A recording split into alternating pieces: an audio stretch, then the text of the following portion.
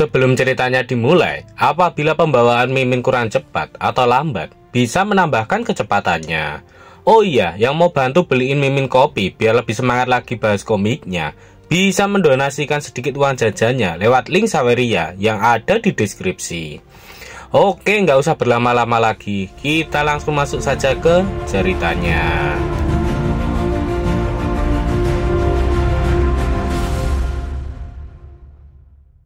Sedikit mengulang dari part kemarin. Setelah mereka masuk, mereka langsung membungkuk dan memberikan hormat. Liu Yitong mengatakan kalau dia sudah membawa Yang Lang dari sekte Jet Lady. Setelah mengantarkan Yang Lang, putra mahkota menyuruh Liu Yitong untuk pergi meninggalkan Yang Lang di sana. Tak menunggu lama, Liu Yitong langsung pergi sembari memberi hormat dan pergi meninggalkan mereka. Namun Yang Lang justru berpikir kalau ini terasa sangat misterius. Benar saja, tanpa memberikan aba-aba, putra mahkota melemparkan sesuatu ke arah Yang Lang. Yang Lang terdiam dan terkejut. Dia hanya bisa diam dan melihat benda itu mengarah padanya. Untung saja Yang Lang bergerak dengan cepat sehingga dia berhasil menghindari serangan itu. Serangan itu tak main-main sehingga menembus tembok di belakang Yang Lang dan menghancurkan tembok di luar.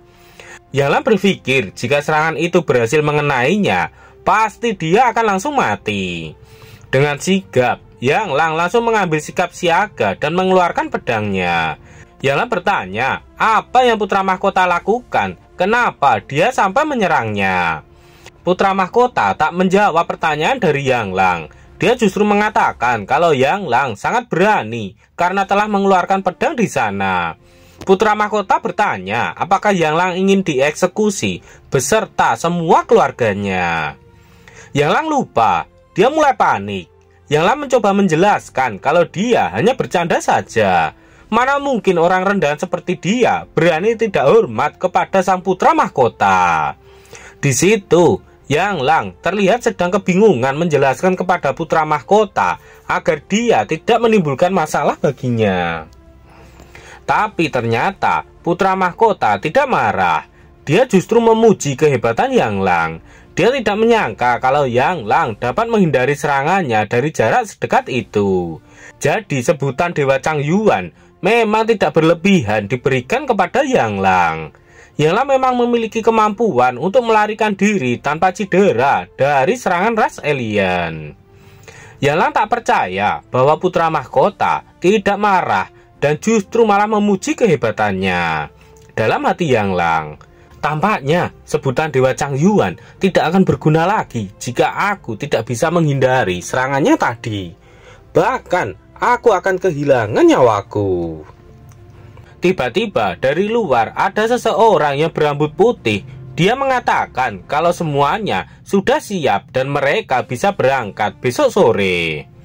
Dia adalah Yu Wenhuasing, kapten pengawal harimau pengadilan naga.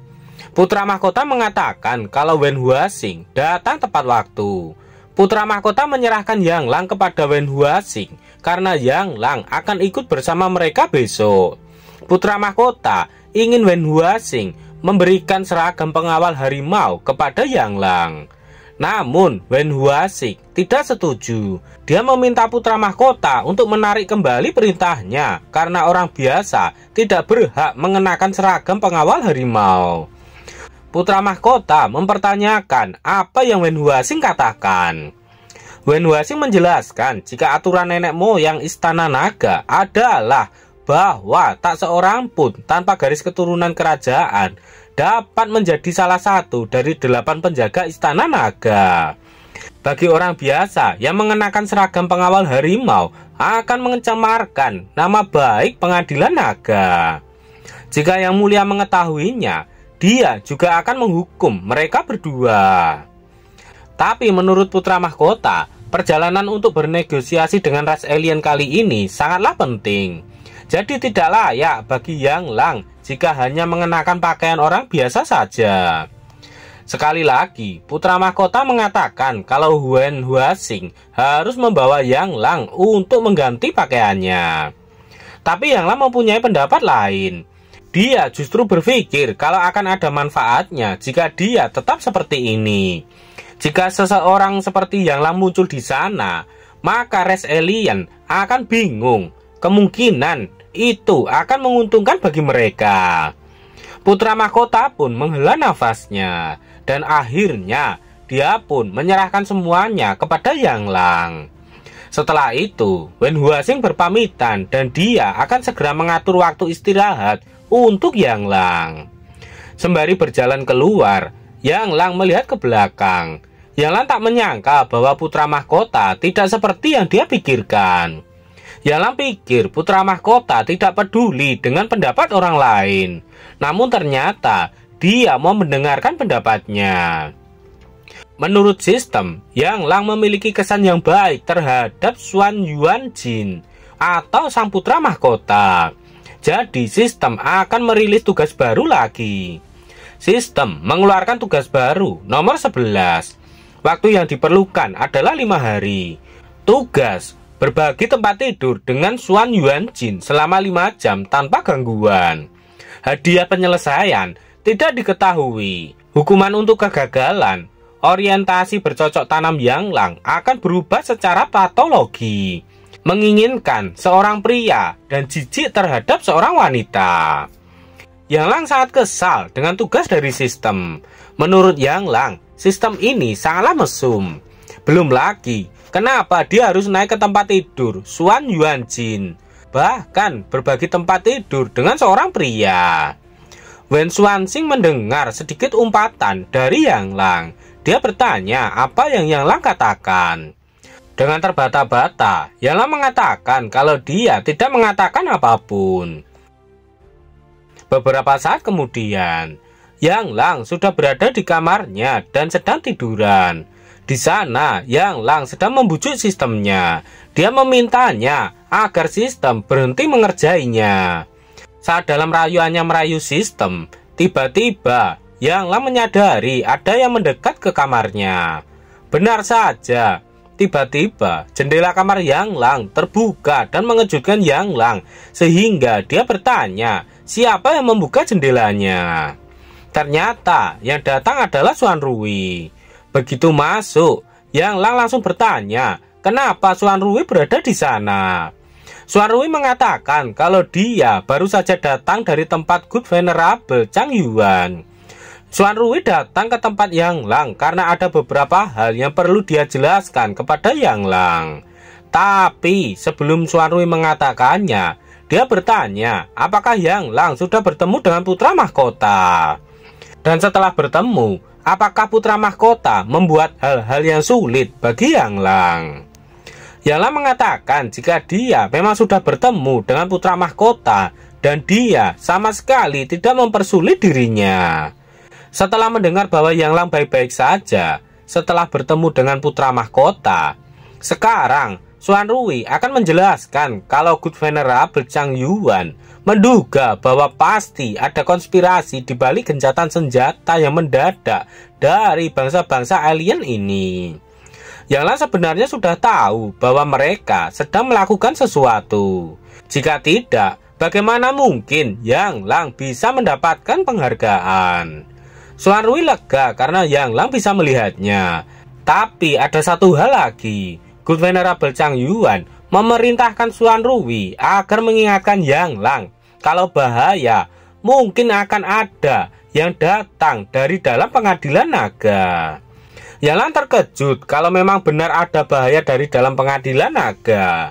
Xuan Rui menjelaskan jika Kaisar Istana Naga yang saat ini sudah tua, penggantinya kemungkinan adalah putra mahkota Xuan Yuanjin.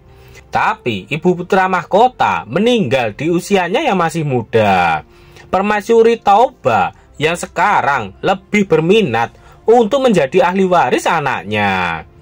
Pendukung terbesar adalah kakak laki-lakinya yang lebih tua, yaitu Jenderal Taubasu yang sangat kuat. Dia memegang kekuatan militer dan dapat dikatakan sebagai yang kedua hanya bagi satu dan di atas puluhan ribu orang.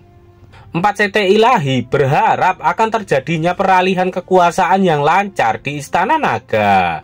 Tapi ras alien secara khusus meminta putra mahkota untuk hadir di gencatan senjata, yang pasti akan menimbulkan kecurigaan tentang adanya konspirasi. Jadi Xuan Rui memperingatkan Yang Lang agar dia berhati-hati, terutama saat melindungi keselamatan sang putra mahkota. Yang Lang berpikir, dia mengatakan kalau awalnya dia hanya ingin melarikan diri dari pengejaran keluarga Wang dengan mengandalkan pengadilan naga. Tapi sekarang Yang Lang malah terjebak dalam perjuangan untuk kekuatan imperial lagi. Yang Lang sempat berpikir apakah sudah terlambat baginya untuk berhenti sekarang. Xuan Rui mengatakan kalau Good Venerable Chang Yuan berkata bahwa 5 sekte di provinsi Hua saat ini tidak memiliki pemimpin, dan Yang Lang akan bertanggung jawab atas kemungkinan serangan dari ras alien kapan saja. Melindungi putra mahkota adalah cara Yang Lang agar dapat membayar kesalahannya. Yang Lang tidak boleh mengalihkan tugasnya. Yang Lang terkejut mendengar tugas dari Xuan Rui. Ternyata selama ini Xuan Rui mengajak Yang Lang pergi ke pengadilan naga bukan untuk berlindung dari keluarga Wang, melainkan untuk melindungi putra mahkota dari ras alien. Namun untuk menenangkan Yang Lang, Xuan Rui mendekat dan memegang tangan Yang Lang yang membuat pipi Yang Lang memerah. Inilah tujuan Xuan Rui datang ke sana, yaitu agar Yang Lang tidak marah. Kemudian mereka berdua duduk di atas ranjang dan Xuan Rui mulai mendekat ke arah Yang Lang. Sebelumnya, saat Xuan Rui melakukan kultivasi ganda dengan Yang Lang, dia merasakan kekuatannya bertambah. Jadi dengan senyuman yang menggoda, Xuan Rui ingin melakukannya lagi dengan Yang Lang. Namun saat mereka sedang memulainya, ada seseorang yang datang dan berteriak di depan kamar Yang Lang. Dia mengatakan jika kapten ingin makan bersama dengan Yang Lang. Tapi saat pria itu membuka pintu kamar Yang Lang, dia terkejut mendapati kamarnya kosong. Pria itu mengira Yang Lang sudah pergi ke sana. Panel berpindah di taman belakang. Di sana terlihat ada 2 orang yang sedang selesai bercocok tanam. Sembari mengenakan pakaiannya, Xuan Rui terlihat sedikit malu. Dia menanyakan kenapa mereka tidak menunggu saja sampai orang itu pergi, dan kenapa mereka harus melakukannya di tempat seperti itu. Yang Lang berdiri sembari mengenakan pakaiannya. Dia mengatakan kalau Xuan Rui tak akan mengerti. Ada perbedaan jika mereka menanam jagung di tempat itu. Tiba-tiba terdengar suara seseorang yang sedang menyambut seseorang yang baru saja datang di sana. Hal itu sangat mengejutkan Yang Lang. Yang Lang terlihat kesal karena ada orang di mana-mana. Mereka sama sekali tidak bisa melihat orang yang sedang bersenang-senang.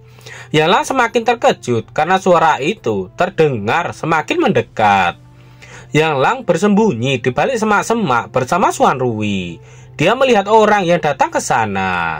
Setelah melihatnya, Yang Lang bertanya kepada Xuan Rui, apakah dia ingat kalau Yang Lang pernah mengatakan bahwa saat dia menyelamatkan King Ling, dia melihat orang misterius di sarang ras alien. Xuan Rui sedikit berpikir, dia memang mengingatnya kalau Yang Lang pernah membicarakan tentang itu. Xuan Rui bertanya apakah ada yang salah. Yang Lang mengatakan kalau orang misterius itu adalah orang yang ada di hadapan mereka saat ini. Siapakah orang ini? Kenapa mereka bertemu di tempat seperti itu? Nantikan kelanjutannya di part berikutnya.